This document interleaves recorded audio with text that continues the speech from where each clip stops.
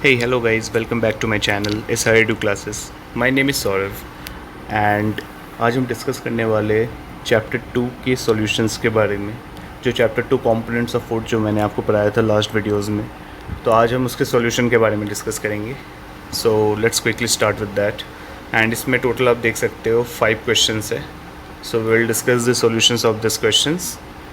तो हमारा जो फर्स्ट क्वेश्चन है वो है name the major nutrients in our food. मतलब कि जो फूड हम इंटेक करते हैं उसमें कौन कौन से मेजर न्यूट्रिएंट्स प्रेजेंट होते हैं।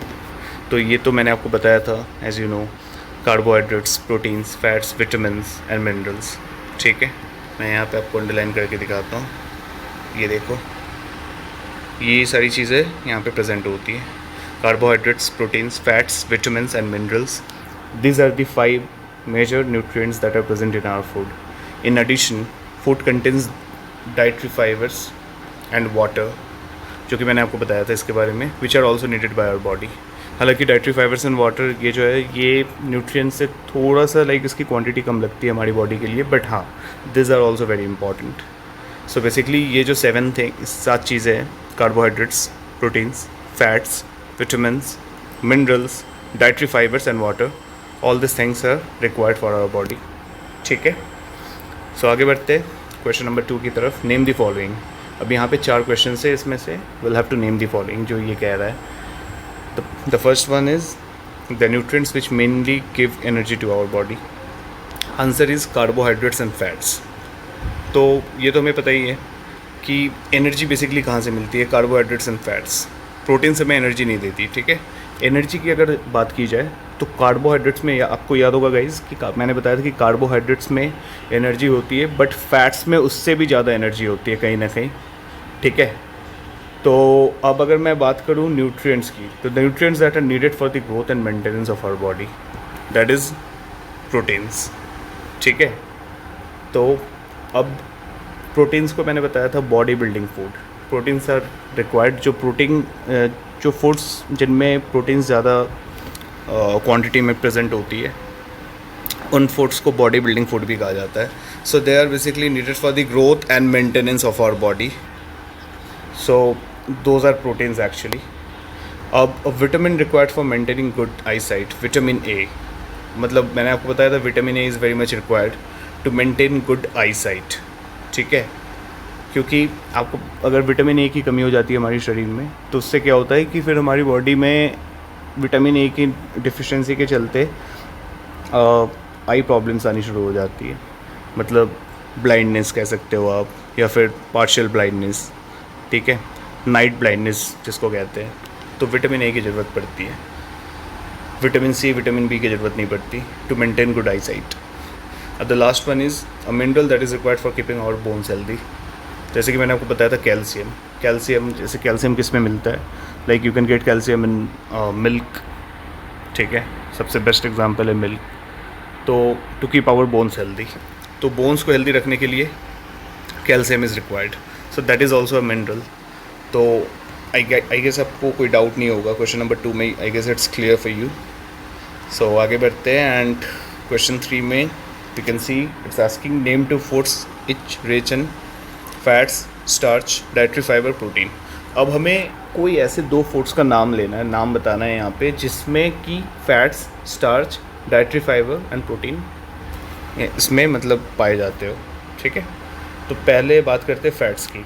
तो फैट्स में आप देखो घी, बटर, मिल्क, एग एक्सेट्रा। हालांकि इसमें 2 फूड्स की बात की गई है, बट यहाँ पे एग्जाम्पल के तौर पे 3-4 एग्जाम्पल्स दे रखे हैं इन्होंने। सो दैट इज़ एक्चुअली गुड। अगर आप 4 में से 2 भी याद रखते हो, so that would be good for your examinations. ठीक है, मैं तो कहूँगा कि आप चारों याद रखो, so that would be useful. But still अगर 2 या 3 भी याद रखते हो, सो दैट विल हेल्प। तो फैट्स में आपको घी, बटर, मिल्क, एक से आपको फैट्स मिलता है।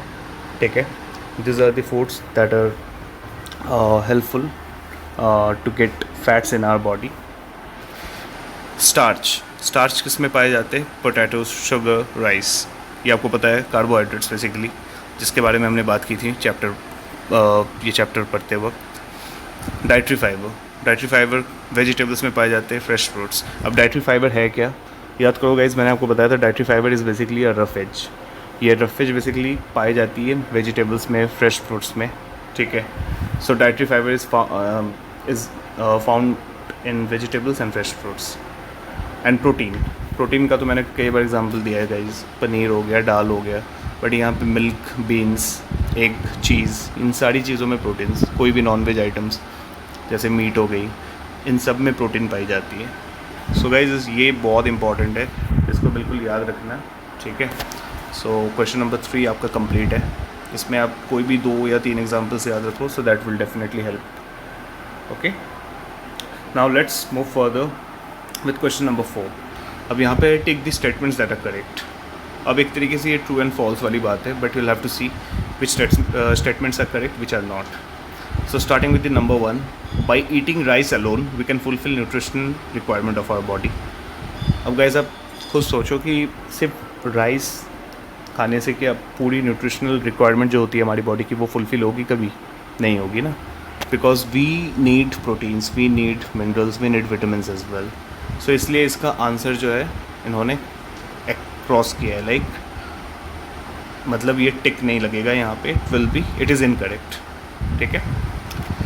अब बी की बात करते हैं। Deficiency diseases can be prevented by eating a balance diet. बिल्कुल सही है, जैसे कि मैंने आपको बैलेंस डाइट पढ़ाते वक्त बताया था दैट ये बैलेंस डाइट अगर हम लेते रहे कंटिन्यूस बेसिस पे, so there will be no deficiency diseases that will occur, ठीक है।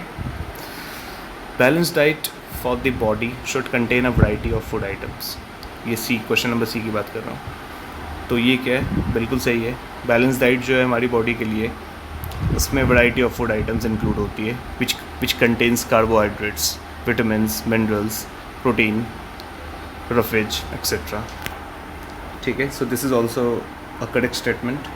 And the last one is meat alone is sufficient to provide all nutrients to the body. तो this is also incorrect statement like the first one, because सिर्फ meat खाने से you will only gain protein and थोड़ा सा fat, and सिर्फ rice खाने से you will only get carbohydrate, ठीक है। तो आपको पूरा बैलेंस डाइट नहीं मिल पाएगा। सो this is also a wrong statement and incorrect statement. तो आई गेस आपको क्लियर, क्वेश्चन 4 भी क्लियर हो गया होगा दैट कौन कौन से इसमें से करेक्ट स्टेटमेंट है और क्यों है, और कौन कौन से इनकरेक्ट है एंड वो इनकरेक्ट क्यों है, ठीक है। So now moving forward to the question number 5, this is the last question which is the fill in the blanks. So the पहला क्वेश्चन जो है, the first one is dash is caused by deficiency of vitamin D। मैंने आपको बताया था guys, rickets जो है that is a disease which is caused by the deficiency of vitamin D। Vitamin D अगर हमारी बॉडी में नहीं हो तो रिकेट्स हो सकती है, उससे लाइक हमारी बॉडी वीक हो सकती है, ठीक है। And that might also affect mental stability as well, mental stability especially of the children. So vitamin D is very important. Now the second question is deficiency of dash causes a disease known as beriberi।